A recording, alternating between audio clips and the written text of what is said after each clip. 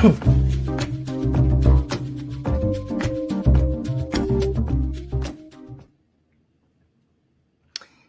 everyone. Welcome to Qobuz Live on Thursday, and today we have a very special guest. We got Ivana Manley from Manley Laboratories on. Very fascinating lady, and I think you'll agree.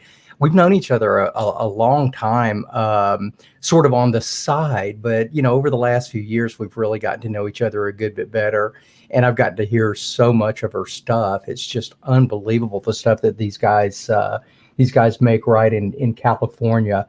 But yeah, this is a person who straddles the pro and the consumer side, and she has just got an absolute fascinating story. So in just a little bit, we will bring on the lady herself, Ivana Manley. And we really appreciate her being here. Before we do that, we're going to do a quick little story about Qobuz, tell you a little bit about it. We are Qobuz, and we have got well over 70 million tracks now.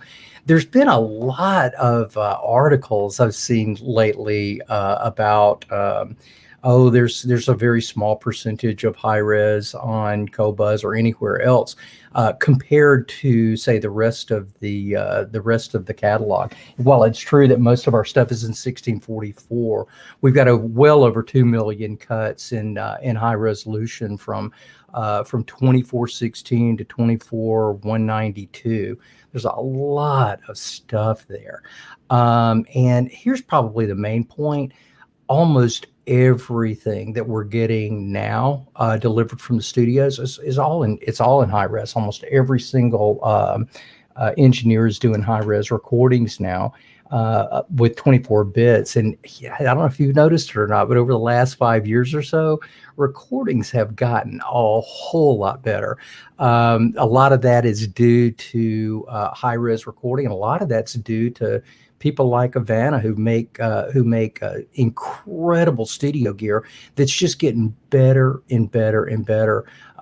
My contention has always been that when you record in high resolution audio, it's really a huge benefit to the recording engineer, sometimes more so than the people that are listening to it. But once those recordings are made in high res, I can't see any reason for someone wanting to drop them down to a lower res, because really there are not too many lower res formats that are even applicable anymore. So at any rate, we are Qobuz. We've got a ton of editorial. Find Qobuz to be huge music lovers. That's one of our taglines, and that's really what we are. So you'll see the editorial that we have is all handwritten by our staff or someone that we paid to write, that may be a specialty person on a particular band or group or individual. But you'll find lots and lots of information. If you want to know a little bit more about your artist, check us out. There's all kinds of panoramas and specials on different artists. The service is not very expensive either. You can go for about $12.50 a month if you pay annually, which still to this day, I'm having a tough time believing that we can deliver so much high resolution content for so little. It's if you're anything like me, you have to pinch yourself just about every time you open up Qobuz. And then if you're a Sublime member, which runs you a little better than $20 a month, the prices are unbelievable when you start to download. I very much encourage our audience to buy downloads. First off, it really helps the musicians and the rights holders to make more like on scale, like they would be selling a CD or an album. So listen, find your favorite artist, go buy an album or two from them. I'm sure that they'll appreciate it. And so I am going to, without further ado, introduce our guest today, Ivana Manley. Hello, Internet. How are you? How are you doing? All good. I'm working today out of my Eagle Rock office, and it's kind of like a little maker space over here. So pardon the traffic. It's a working office. I appreciate that. And not only do I appreciate that, but I appreciate that you have your dogs with you. Yeah, I locked them up in my office room. I'm in front of my workbench right here, my electronics workbench, and the dogs are being quiet right now, but there could be barking. So you still do a lot of the engineering and stuff right there yourself, right? Not exactly. I'll work on special projects here or be able to fix something, or occasionally I'll repair something for a buddy of mine. But all the engineering at Manley Labs is handled by my team, and we do meet weekly to go over issues, and I am leading that team, of course. But And usually that weekly meeting is like now. oh yeah, we had to move it to 11 a.m. as to open up this time slot at 1 p.m. for the Qobuz live streaming So event. Havana and I have been talking for about, I don't know, maybe the last couple of, man, gosh, I could think it's been maybe 4 or 5 months. And I keep going, I want to get you on the show. I want to get you on the show. She's going, you know what? I can't do it because I've got an engineering meeting every single week. And this is a standing meeting that, we don't mess with. So I'm going, you know what? We're going to move our show because we moved the world for you, David. Well, I was going to move the world for you because I really was interested in having you. You encompass two of my loves. One being studio gear. I'm an amateur engineer for pretty much my whole life. I've always been in and out of the studio playing with gear and mixing front of the house and that kind of thing. So I developed a love for pro gear years back, and it's just so much to be able to, manipulate what the crowd is going to hear. If I had to really go, what was your real dream job growing up? I would have, first choice would have been drummer, but I probably wasn't good enough. Well, Secondly, you can't. That's the joke. You can't grow up and be a drummer. that is very true. You have to pick one or the other. I'm proof of that. I am living proof of that, and I have no compunction. I have no shame about that whatsoever. It's like my mom asked me about, I don't know, maybe it was 20 years ago. She goes, David, how old would you be if you didn't know how old you were? And I was going, oh, wow, 32. I'm always 32. Even now, if somebody says, how old would you be if you didn't know? I'm 30. How old would you be? I think I'd be 21 or something. I could see that. You had some pretty cool times early on in your life.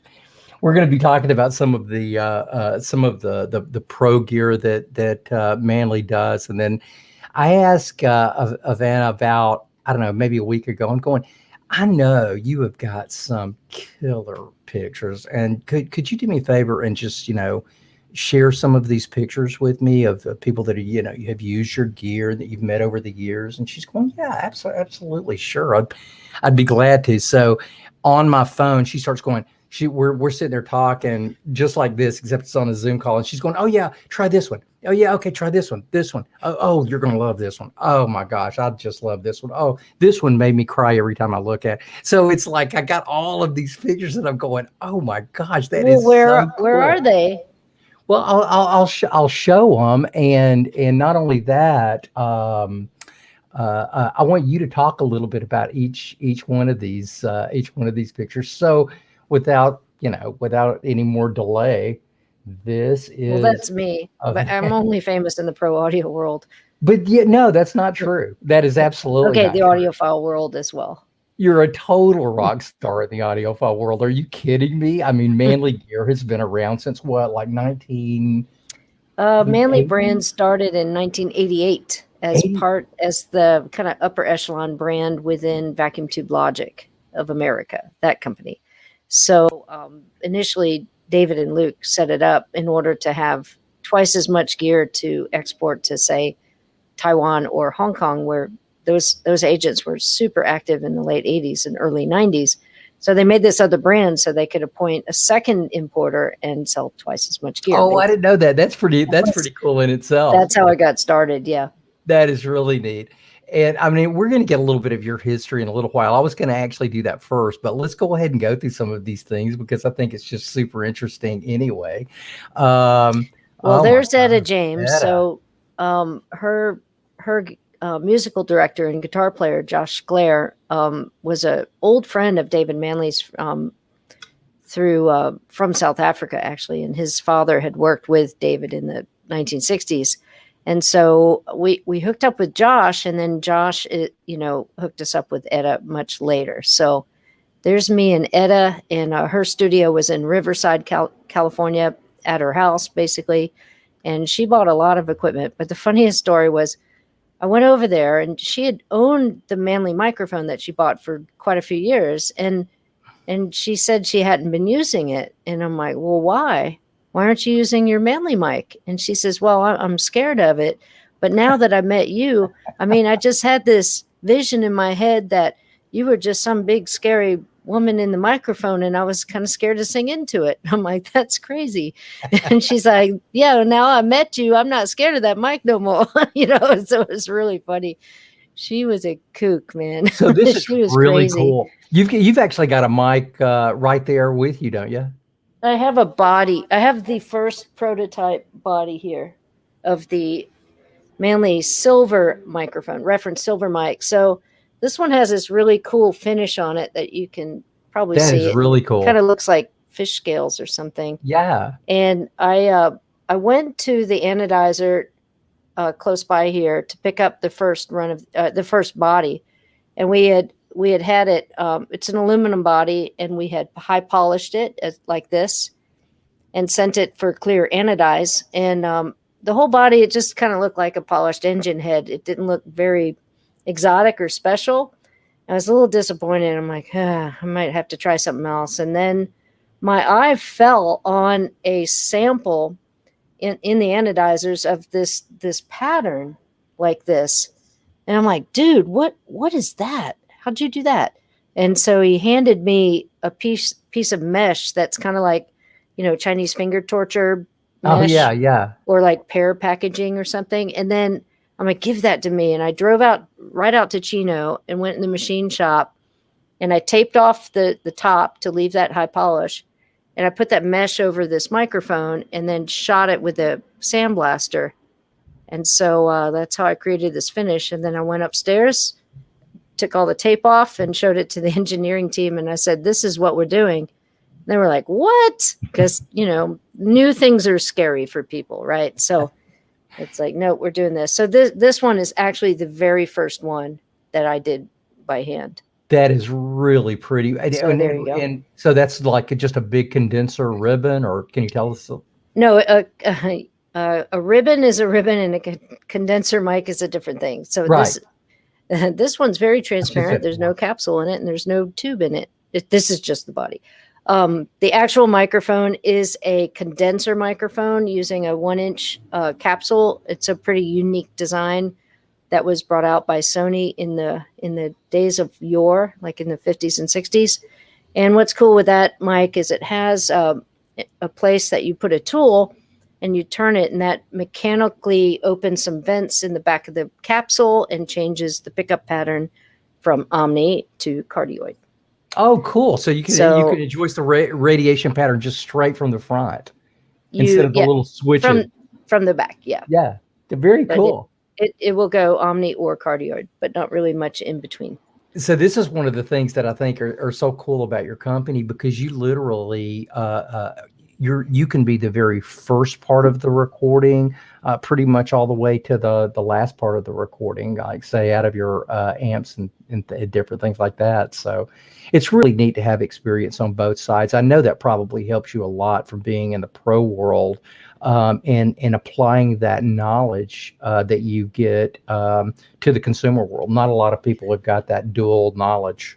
True. Well, also it helps us that we're located so closely to Los Angeles, and we can lean upon so many, recording engineers as beta testers when we're developing circuits, developing products, and just having access to really good listening environments is also a really key thing. Some people are always like, what system do you have at home, Ivana? And I'm like, actually, I'm playing on a bunch of Sonos speakers at home. I don't have a tube amp setup right now. I've loaned out like so much gear right now for reviews and stuff. I don't have a system set up at home at the moment, which is so ridiculous. But When I need to beta test something or really do some critical evaluation, I go to one of many of my buddies' mastering studios here in LA, where they've got a really nice environment to listen on, and that's what I prefer to do. And I've been doing that for a long time. I mean, I remember in the way olden days, like at least 30 something years ago, taking a bag of capacitors down to Jackson Brown's studio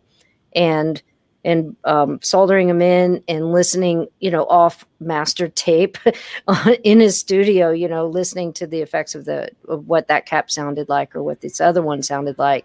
And I mean, what an opportunity to be able to play back master tapes and listen to capacitors all day in a really nice studio. So that's what cool. I like to do. So yeah, you know what? That decision that I made that day, listening with about 4 people, that we still use that same capacitor today in that application. So that's really cool. And it's like, we'll talk about some other innovative things you guys are doing. I definitely want to get into the power supply you guys are using in just a little while, but let's get back to the pictures to begin with, because here's another one. Well, there's Jeff Emmerich, and he passed away 2 years ago, I think it was. And as we know, he recorded so much of the Beatles stuff. And we used to get together pretty much every Wednesday and have lunch together with the Audio Lunch Bunch. So there's a group of engineers and geeks like me that get together every Wednesday, and we have Mexican food. So this picture is at a trade show, of course, but those social events that we have here in LA are really great to get to meet everybody. Yeah, trying to get Ivana at a trade show, especially NAMM, is like next to impossible. You would think that, she started Led Zeppelin or something. It's like there are so many people that are just pawing for her attention. Oh, Ivana, I've got one. Please. Ivana, can you show me this? You're just being modest, but it is absolutely true. Dan and I literally sat there. Dan's going, is she ever going to finish? And I'm going, she'll be a dude, I was probably trying to sell something. Okay. You take off. I'll just sit here and wait for her. He goes, nah, because I want to meet her and everything. So I said, okay, we'll just wait. And then a little while later, you came up and we had a good time. But it's really neat seeing you at these trade shows. There's just so much going on. Well, there's another one. That's a meeting we had during the NAMM show. That's recording engineer Rafa Sardina, who's one of the busiest recording guys I know. And there is, of course, Linda Perry, who could join Short Chicks in Audio, I'll just say, as a founding member of Short Chicks in Audio. Short Chicks in Audio. It's our own little club. There is Mark Knopfler. I went to visit him at his studio in London several years ago when my hair was it was pointing down, and now it points up. How old were you there, Ivana? Oh, I was ask you the same with the Etta James picture. I was probably 45 in that photo, I suppose. What? And then really? The Etta photo, I was probably You still don't 40. look 45. You're lying. In that photo, I was. I'm not 45 right now. I'm kind of blown away because you look like you're like in your late 20s or something there. Oh, I just saw Mark Knopfler. It was my last concert I got to see, and it was at Red Rocks. Right before the pandemic, and man, what a great show. What an incredible talent. Great. There's Jack Douglas. He's, he recorded John Lennon's Imagine and Cheap Trick and Aerosmith, a couple small artists like that. Yeah, it looks like you've got a There's couple the great Tom Jones. Some fun stories hanging out with him. There's Steve Perry of Journey, of course, sitting at my desk in Chino. I was skiing in France, and he went to Chino to get some new tubes for his Manley Pultec equalizer. So they took that picture and sent it to me, and it's pretty funny, actually. One of the things that we were talking about the other day was, a lot of pro places and professional singers and whatnot use your gear, your microphones and whatnot. It was really cool to find out that, I don't give any of those away. I buy every single one of them. Oh, yeah. that, we get requests all the time. Hi, I'm an Instagram influencer, and will you give me some free Manley gear? And it's like, right, Steve Perry, David Bowie, and Etta James, they all bought their Manley gear, and your name is again. It's like Don LaFontaine. Okay, so if you're a real audio geek and a movie fan, you know this guy. He was the movie trailer guy. In a world, sorry, I need to eat the microphone. In a world where all microphones sound like Manley microphones. So he was known as the voice of God, and the vocal chain of God would be a Manley reference cardioid mic pictured there, and a Manley Voxbox or a mono Manley mic pre. So there you go. That's how you sound like God. Awesome. Speaking of God, there's Yeah, David Bowie. Who is this again? There's who's that guy? There's the dearly departed David Bowie, one of the most amazing artists ever, and there he is singing into his Manley reference gold microphone. What a picture. Do you have this? I mean, if I owned Manley, I would have this framed. I mean, that's got to be it. Please tell me this is like on the wall somewhere. I had a struggle to find that photograph. There's only a couple photographs I've ever seen of David Bowie singing through a Manley Gold. But there you go. There's one Great of two shot. that I have. There's Miss Etta. That's a part of her photo sessions that she was doing for her second to last album. And that microphone is on the cover. This is an alternate photograph from the cover picture on what was that album? I forgot what the name of the album was, but it's the one where she looks like that with the Manley mic. That is really cool. That's a great picture. She's what an incredible artist she has been forever. I just absolutely love Etta. Let's see. Oh. Well, okay. This Eric Burden, as far as I know, is not a Manley customer, but I did talk my way backstage when I first came out to California, and I got to meet him, and because I love the animals. I mean, who doesn't? So I had to go meet Eric Burden. So there we are in 1989. Wow, and I was still 20 years old. I was not even 21 yet. That is incredible. That is such a great shot. Oh, there's David Crosby. Now he's a fervent Manley customer, and right before this shot was taken, he was walking towards me at the NAMM show. And he spotted my booth, and he had his hands out like this. He's like, "Oh, Manley, my audio jewelry." And he loves the way it looks, and he loves the way it sounds. So his son lives about a mile from me, and records his dad, and it's really a cool story. So his son also has Manley gear as well. If you guys haven't heard Crosby's latest album, I gotta tell you, it's cool. Yeah, it's a masterpiece. This guy hasn't lost anything. If anything, he's better than he's ever been. The whole album is just absolutely wonderful. I mean, the sound quality is just fantastic. What a great talent, huh? He's a lovely guy. I mean, he doesn't hate me, right? He loves me. So I run into him at Jackson Brown's studio. He works out of there a lot as well. Yeah, well, they were part of that whole Laurel Canyon, thing. If you haven't seen that movie either, the documentary, I'm trying to think of what it was called. It's not called Laurel Canyon, but it's like Echo in the Canyon. Echo in the Canyon, absolutely fascinating video. That's really cool. Okay, let's see what. Oh, well, neat. You can't be in. No, that's Les Paul. Oh, Les Paul. Oh. Yeah, you cannot be in the music industry without having your obligatory selfie with Les Paul. But chances are it's kind of hard to get that now because he's been departed for a few years. So slim and none. Great man. Those of us who do show that off. And there's Doug Sachs, who you audiophile folks know very well from the Mastering Lab, and he also passed away a few years ago. But we were quite involved with the Mastering Lab from early days in the early 90s. And in fact, these speakers behind me, these are the Tannoy Mastering Lab Manley joint venture based around the Tannoy 10-inch SGM or SRM 10-inch driver, and then our cabinet, and then Doug Sachs or the Mastering Labs crossover. So that's that. That is way cool. Not long ago, in fact, we've had him on twice. We've had Bill Schnee on Oh, cool. Yeah. a couple times. What an incredible guy he is.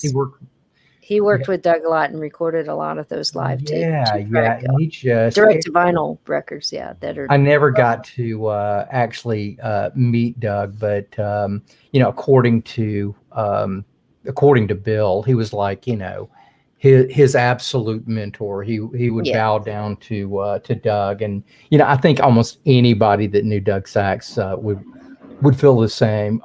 Great mastering engineer, and such a character as well.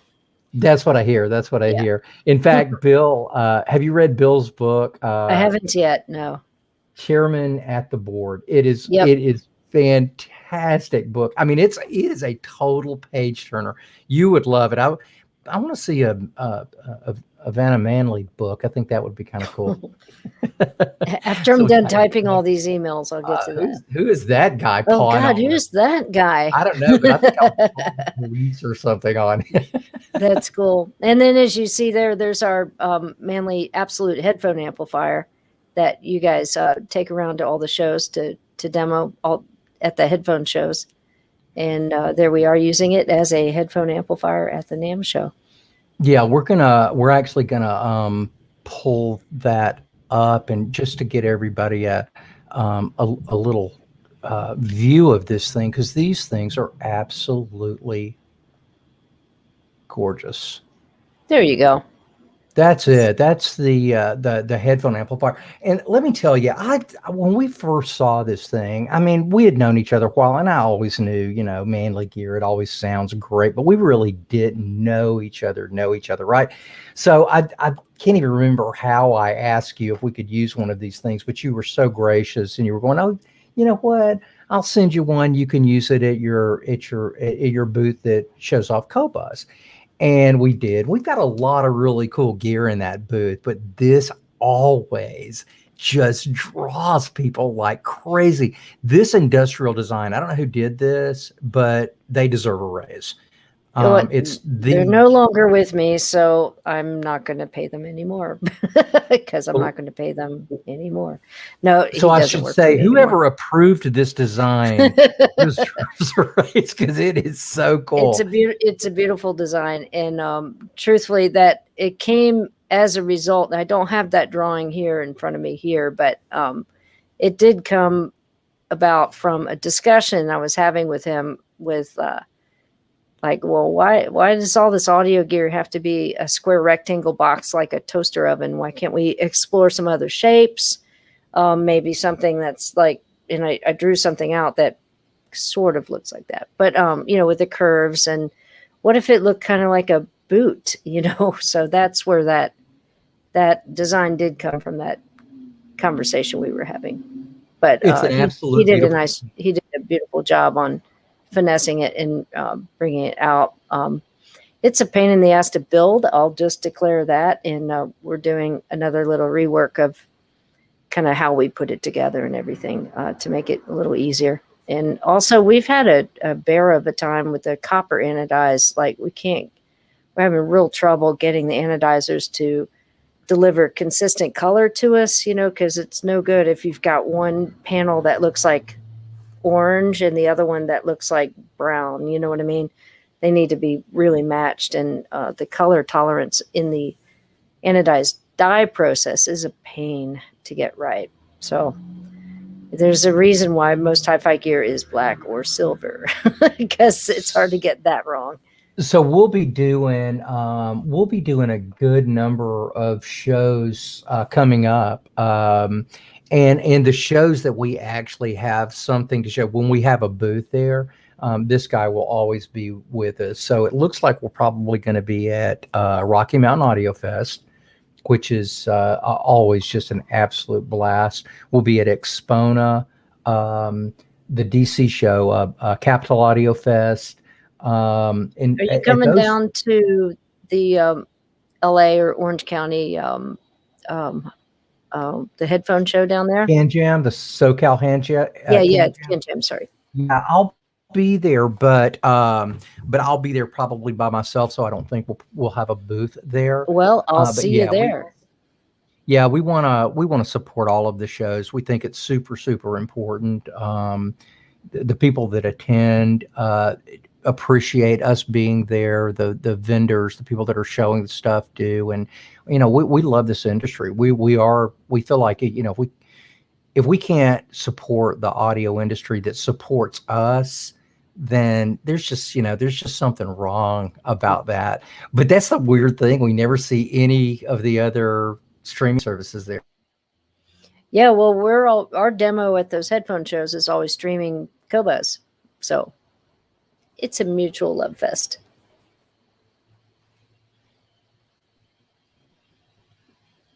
David, is your video frozen? Oh boy. It might be. Yeah, it can you hear me? I can hear you now, but you're kind of cutting in and out. Yeah, okay. Yesterday and again. Can you hear me? Now I get, you froze up completely, bro. So sorry about that, everyone. Yesterday we had a huge storm and it took out all of my Ethernet. And oh no. Yeah, every piece of my Ethernet was gone. Nothing. So everything right now is wireless, and uh-oh. Yeah, you're frozen out again, dude. So if we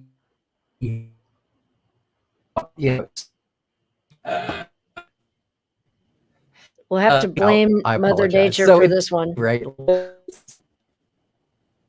Yeah, well, what are you gonna do? What are you gonna do?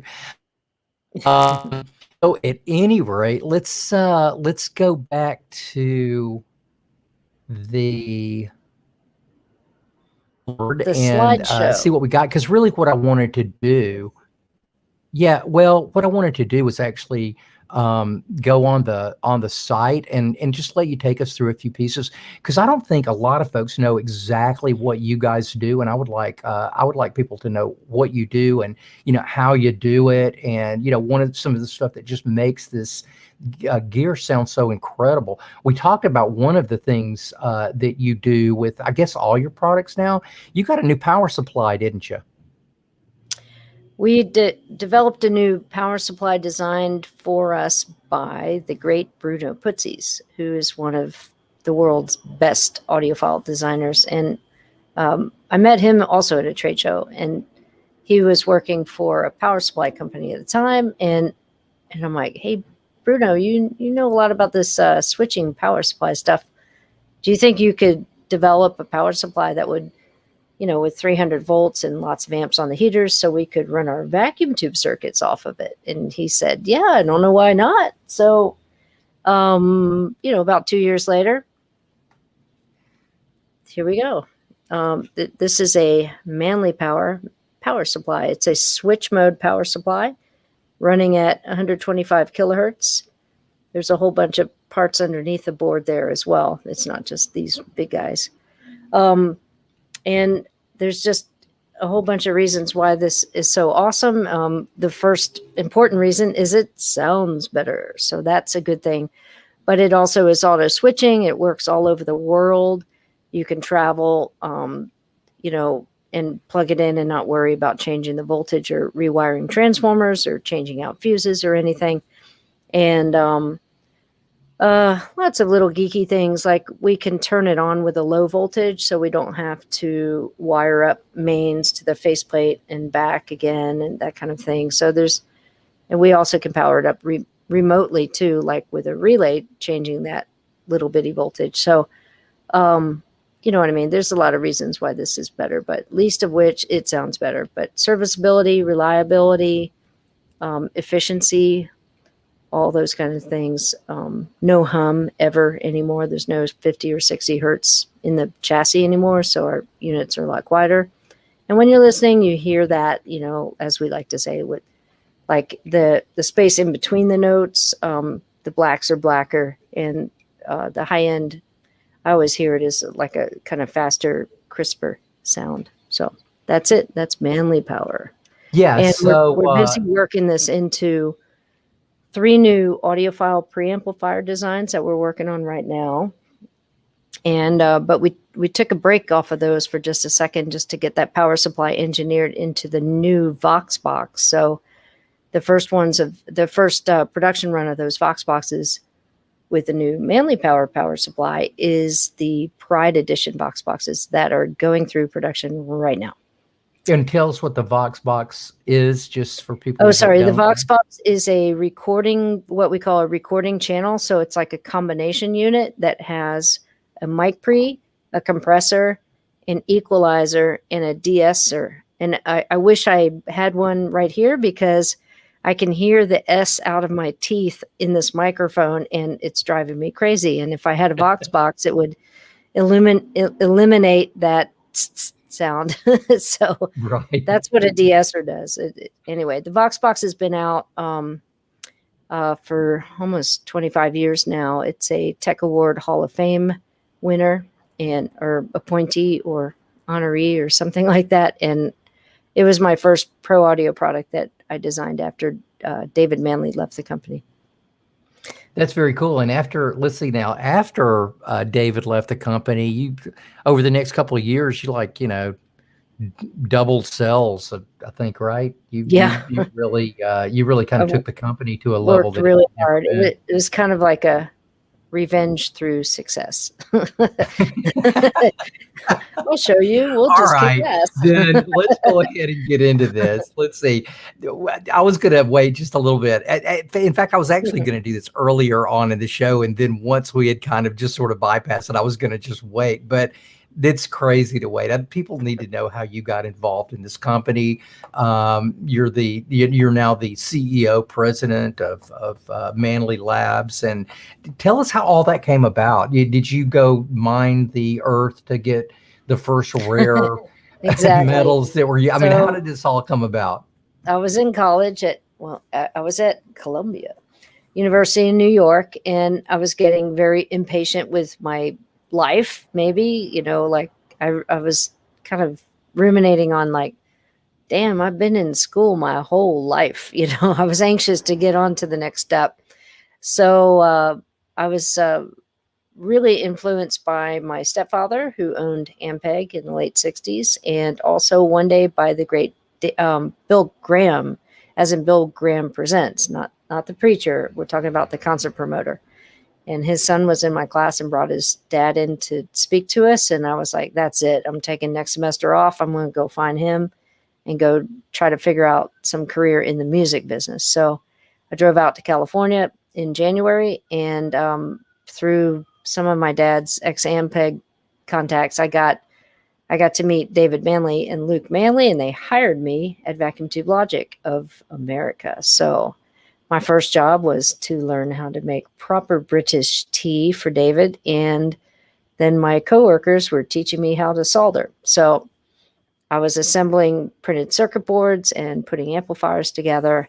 And then shortly after that, I graduated to a quality control bench, kind of like this, but with fewer computers, of course, and started testing and working with David to get the early prototypes, get some bugs worked out of those and all that. And I started learning about electronics just by jumping into it, basically. So that's how I got started in this.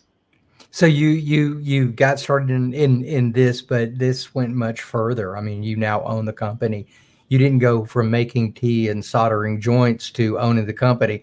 There's got to be some stuff in between there. Well, there was, obviously. So David and I fell in love and got married, and we ended up in 1993. We separated Manley apart from Vacuum Tube Logic, and Luke carried on and carries on with VTL. And David and I moved into a new building and started producing Manley equipment over there. And by that time, we were making the pro audio equipment and the audiophile equipment, and we had this little record label going, and there was just a lot of moving parts. And within 3 years, David he had some personal drama problems, and he was an alcoholic and undiagnosed bipolar disorder guy. And he was a handful, as I'll say. So he started drinking again in 96, and it was just like instant chaos again, unfortunately. So he took himself out of the picture and moved to France, and did not want to deal with building equipment in California anymore, didn't want to deal with me or Luke or anybody. And he moved to France. And so in the course of the divorce, I came a few years later. Then I bought him out of the company and helped him cash out of the United States, basically, so helped him sell all his tape machines and pianos and boats and cars and scooters and whatever, just all the stuff he had collected up. So that's how it came about. So yeah, I was still in my 20s when basically I had the entire responsibility of the company dumped in my lap. And it was like, well, I could go back to Atlanta and, pick up my high school job framing pictures and maybe run that business at some point, or I can get my head down and carry on. And I felt a great obligation to, my employees and all the customers and everything and all the dealers. Like I just couldn't let everyone down by leaving. So I put my head down and got to work. And that's when I brought out the Stingray and brought out the Voxbox. And we worked really, really hard in the late 90s to grow the company and build it. And then along with all the rebranding of the company and branding, and marketing and all that kind of stuff, I was really strong with those activities as well. Yeah. Hey, look, I know that I'm not the only one, but I am so super glad that that's the decision that you made, and you didn't go into picture framing. We've got enough of those, and we don't have. I worked enough. where I worked at in Atlanta. There, I worked at the Framers on Peachtree. Did you really? In Peachtree Battle, because my neighbor Terry owned that business. So I'm from Atlanta too, and neither Ivana or myself realized that for a good portion of our life, we were within, you could pick up a good stone and we could have hit each other this whole time that I'm, because when she told me that she lived in Atlanta, I'm going, what? I grew up in Atlanta. Yeah. I know. Me too. I mean, me, you, and 4 other people. Everybody else is from New York or Minnesota or, something like that. So yeah, it's that was wild. Let's talk about I do want to go back to this power supply a little bit, because I glossed over that just a little bit, but this would have taken a lot, I think, to make a decision like this for normal people, for say a normal audiophile, just because this is a switching power supply. Right. So there's a lot of misconception and bad information out there. And there sure is. People have a hex against things that are different or things that are new, of course. But, this damn thing was designed by Berto Putsies. That's all I got to say, right? That's really all you do have to say. It was designed for audio performance first and foremost, right? It doesn't, it's not really any less expensive, this brick here, than a small linear power supply and, transformer and some caps and diode bridges and so on. But it's not $1. This decision was not made to save money. Right. This was made for it sounds better. And then all the other conveniences, you don't have to reconfigure voltages and so on, and no hum, and that all comes with it. But number one, because this is an audio product. This is not a computer power supply.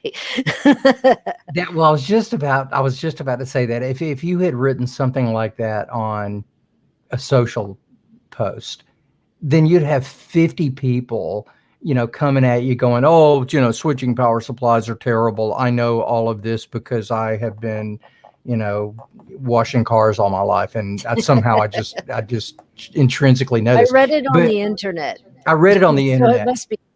And so I'm really glad that we're talking about this, because that is an absolute misconception.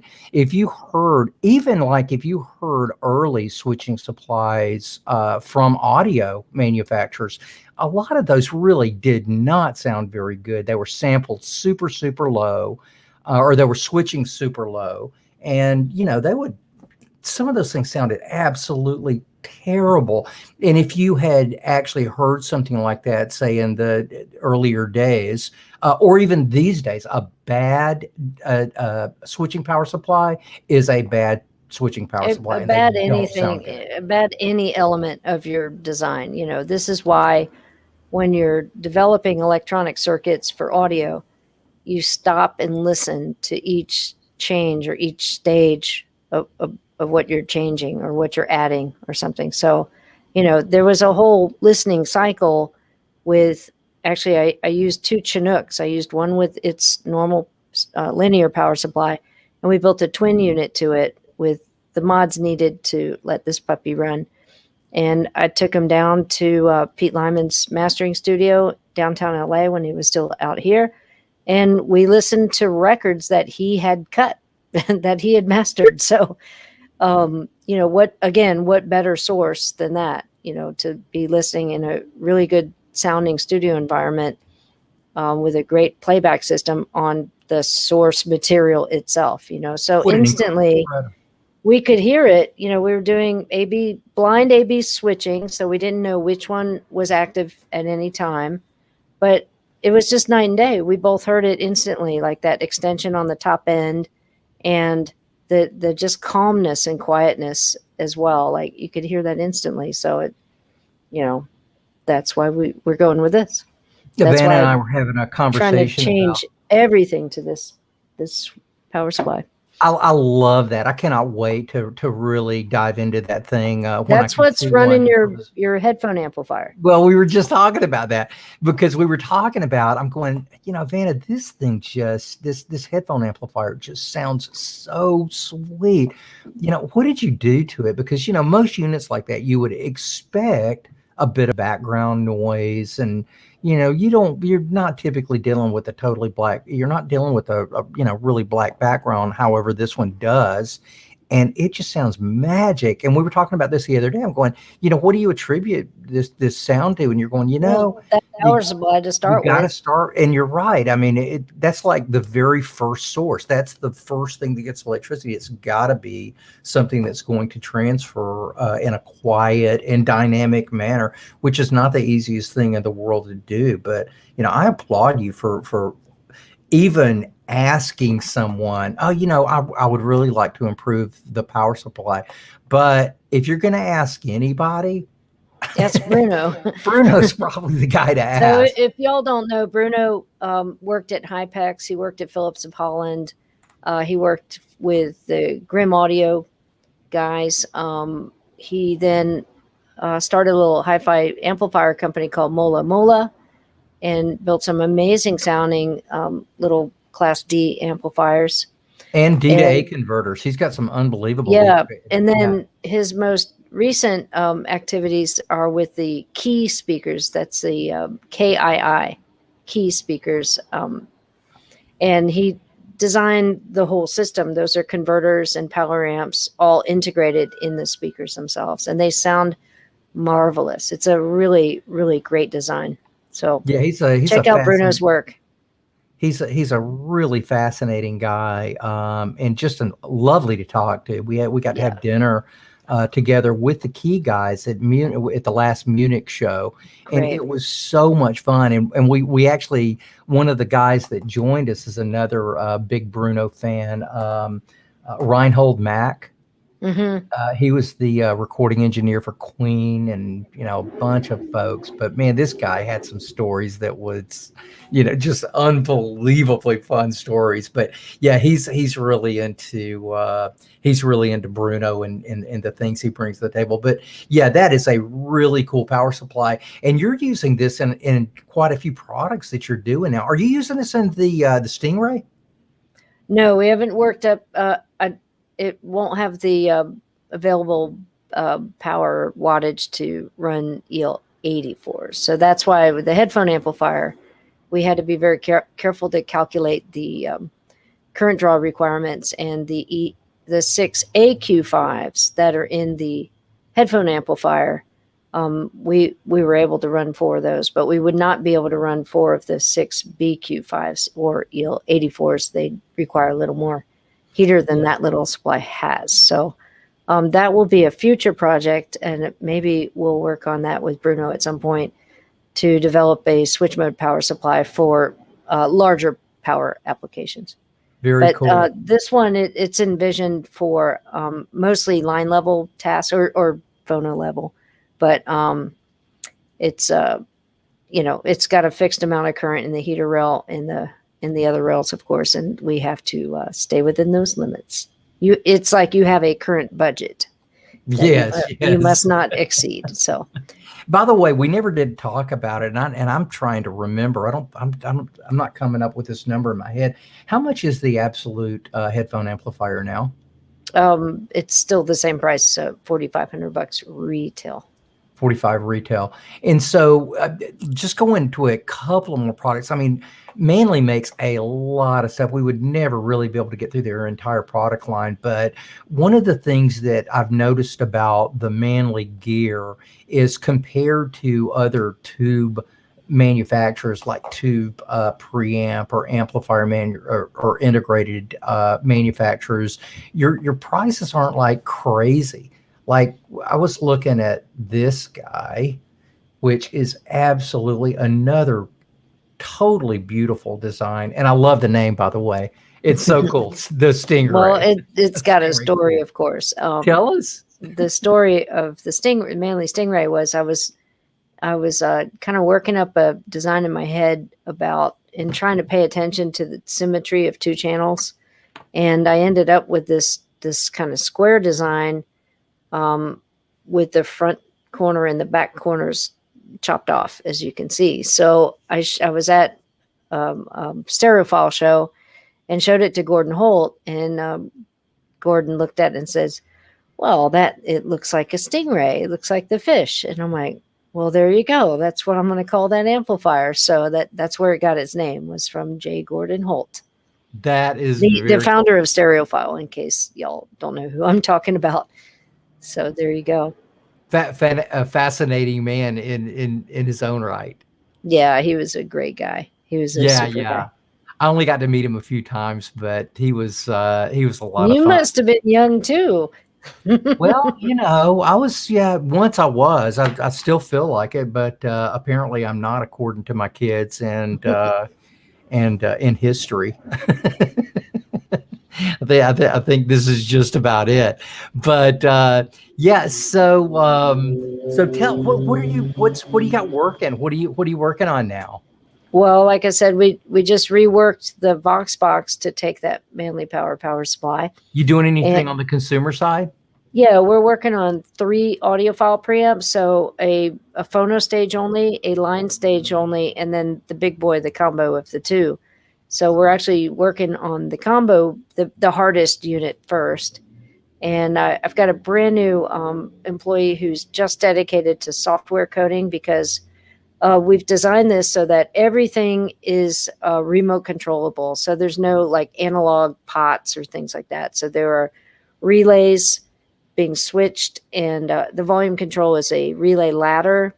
All the inputs and outputs are switched by relays, not by a switch that you have to turn. So we can remote control all that stuff, and also it keeps the signal path really short, because you can place that relay right there in the circuit where it needs to switch, and you're not like wiring up stuff to the faceplate and switching it and wiring it all back to where it needs to go back to the circuit, right? So it's a very efficient way and better sounding way to do it, actually, because it's a shorter signal path, right? So once we've got everything running, the pots on the faceplate, those are encoders. So they're sending a pulse to I'll just call it the brains, the computer chip, or the microprocessor, and there's code executing in there, and it's like, oh, I heard you turn that knob a couple pulses this way. Oh, I'm going to go fire those relays. And so once we've got a serial bus where we can,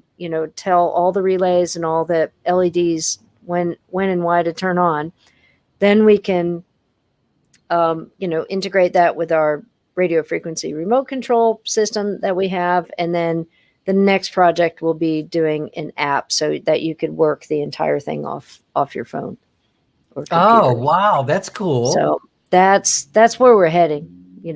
Are you working with somebody locally for that, or did you go out? We just hired a really nice guy who just got his master's degree or something. He just completed it in software coding, and that's what he does. He lives to work on this level with exactly what we need to code out the GUI or the human interface.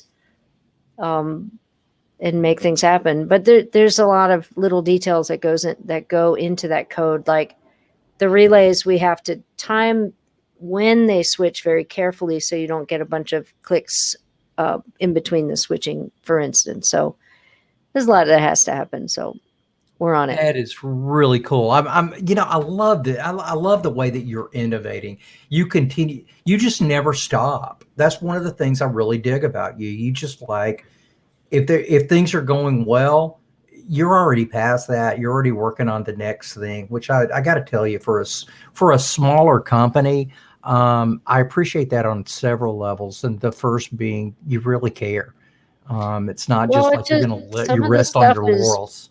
When we first added remote controls to our preamps back in the late 90s, I was like, well, screw this stupid infrared crap, where you have to point and shoot your remote directly at the thing you're trying to control, right? So I'm like, can't we do a radio frequency remote control? And so we developed that and got it FCC approved and all that good stuff. So that whole system, we've been building that for, I don't know, more than 20 years, right?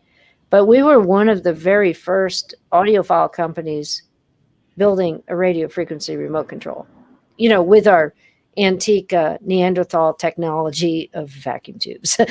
You know what I'm saying? So, I'm going to claim some credit for doing some things first in the audiophile world. And it's like, why was that me?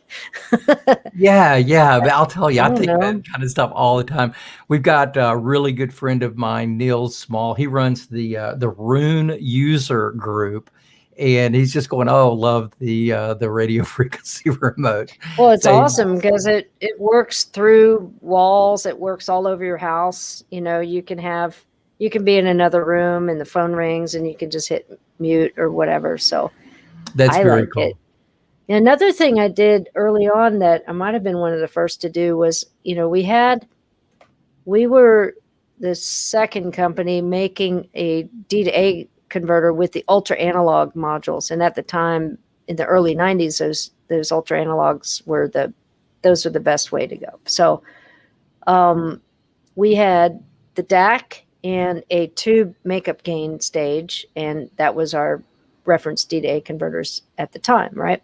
And then for myself on my test bench, I jammed in a set of volume controls on it and also jammed in a set of analog inputs so I could use it as my, monitoring controller on my test bench. And then, eventually that kind of became a product. And there was a D-to-A converter that had 4 digital inputs and 4 analog inputs, and then a tube stage. And the whole thing was remote controllable. And that product was called the Manley Wave. And I think it was one of the very first combination analog and digital preamplifiers with a vacuum tube amplifier for damn sure. But it was one of the first of its class. And now, that's what you would do, right? That's really cool. There's one more thing. We're kind of, I knew we were going to do this because we could go another hour. I think we did yesterday or the day before. We just kept going, but we do have a time limit, and I don't want to take too much more of Anna's time. But there's a product that I just think needs a lot more attention in the industry, and this is it. Sure, No, those your big tube monoblock amps. designs, yeah, your tube amps, and these are not like at least these guys aren't like wimpy tube amplifiers. They got a little bit of power to them, right? Yeah. Yeah. Well, that's the Manley 250, and it's running 10 EL 34s on the output stage. And then its bigger brother is the Manley 500 watter, and that guy has 10 KT90s, so to put out 500 watts. So those are two big giant monoblocks that we build. That's the Here's other the one. 500. That's the 500. They really do look they really do look a lot alike. And tell me, the 250 and the 500, just for curiosity's sake, what are they going for now, Havana? They're under 20 grand for the pair. I can't quite remember. I think the 500's 16, 17 grand a pair or something like that. I mean, Wow. you'd have to spend a lot more money with some other companies to get that kind of power, put it that way. So we kind of live in that. I mean, it's still a lot of money, don't get me wrong, but compared to other companies, large power amplifiers, vacuum tube power amplifiers, I think those are probably about half the price at least. Yeah, the other day we were talking about this, and I'm going, well, why are you not charging, double or triple? And she's going, because we're delivering a product at a fair price. It's like, I don't get why these amplifiers are 3, 4, 5 times the cost of this amplifier. So it's like, I really applaud you for that. Other companies, I'll just say, like, they multiply their bill of materials costs by a much larger number than I do to arrive at the retail price. Yeah. So, and probably cable guys multiply by a much larger number as well. Yeah. So they also might drive fancier cars than I do, for instance. I don't know. Yeah. Well, you're on your motorcycle a lot, right? Yeah, no, today not with the dogs. I'm in my Chevy Volt today. All right. Ecologically sound. I appreciate that. Thank you very much. Yeah, this office is only 6 miles from my house, so we did not even get the gasoline going. It was all on charge this morning. Yeah. You're getting like a tank of gas per year now. Not quite, but yeah. I think I only fill up like once a month or something. That's incredible. That's incredible. What have we left out? We're kind of we're getting toward the end. What do we need to talk about Manley that we didn't say earlier that you would like everybody to know? Oh, I think a great way to get to know my company is to head on over to YouTube and go find, I mean, for you audiophiles out there, go find Michael Fremer's Manley factory tour, because it's kind of fun. That is you can really get your eyeballs on, like, well, why does that amplifier cost $17,000? Yeah. And you can see the dedication in the matching and the batching and the process control and all that kind of thing in the factory, and how we make everything in Chino, not China. And there are real people with hands, like real human beings putting this gear together. And some of my guys have been with me for 10, 20, and even more than 30 years. So we've got a great staff out there. They're out there in Chino working right now, building lots of gear. And I'll just describe one thing going on. I'm getting a lot more emails recently, like, hey, I placed my order with Sweetwater, and I'm waiting on my microphone. When's it going to ship? And it's like, okay, number one, don't email me about that. You got to get your ETAs from your dealer. So we respect the communication channels from my orders department to the dealer to the customer. You can't come to me for it, because I'm not going to look it up, because I don't know which mic they ordered for you. I don't know. So get that ETA from your dealer. And then the other thing is, maintain patience, because this is 2021. And everything to do with fun is on back order. Like, go try to buy a bicycle right now, or go try to buy aftermarket parts for your adventure motorbike, or, there's a lot of stuff on back order, because after a year where we've all been kind of locked up, everyone wants to go have a lot of fun. So the audio business has exploded for us, and our sales have doubled in the last 2 years. Now, it's not just COVID and all that.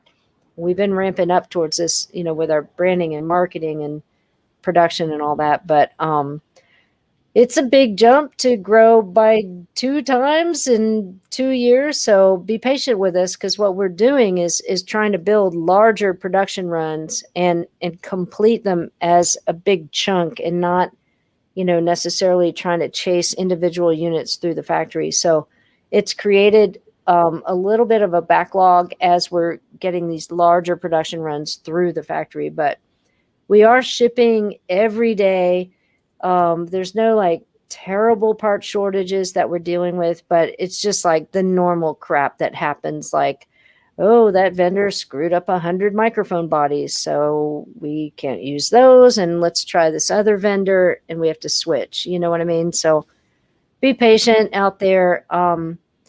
Get the gear on order. It will eventually ship out, and we're making every effort to get as much gear as we can out the door every day. Because, the back orders have been really piling up in 2021. And that's not just my company. That's pretty much across the board from what I can see. Yeah, that's what I'm finding out from everyone. I mean, I know a lot of manufacturers, obviously, and everyone basically is saying, "Oh, wow, I wish we could get 2,000 more amplifiers or 2,000 more streamers or the chips to make these preamplifiers or amplifiers." It's just, it's tough. It's going to be tough for a while. But it kind of is what it is. What we're doing right now, folks, is I've just got the front of the Manley.com website pulled up. So go there, check out the Manley amps and the preamps and the little absolute headphone amp. If you want your headphones to sound like you have never heard them, you have to check this piece out. But we really, really appreciate Ivana. We appreciate what she brings to the table, who she is. We appreciate your ethics, the way that you deal with people. And, most of all, I kind of just appreciate how busy you are all the time. Thank you so much for canceling or putting off your engineering meeting to do this. We're all very lucky to have you and have you, just sit down and talk with us. So thank you so much. Thank you, David. Thank you so much for the opportunity. It's always great to share my story, and I hope to inspire, some other young person out there to, find an opportunity and go for it while you still have all the time in the world in front of you. That's a message I want to share. If you see something interesting, go check it out. Go try it. Everything is an opportunity. What great advice. That is just such great life advice. Thank you for that. I really appreciate it. Well, listen, hang on, Ivana, you don't go away. I'm going to say goodbye to everybody, and we'll see you in just a minute. Everyone, thank you so much for joining us for Qobuz Live on Thursday with Ivana Manley today. Thank you, Ivana. We really appreciate it. Thank you all for joining us. If we didn't answer your questions, we'll get to them. I'll answer. Ivana will answer, but we'll get your questions answered. So once again, thank you very much for joining us. And with that, I will say goodbye.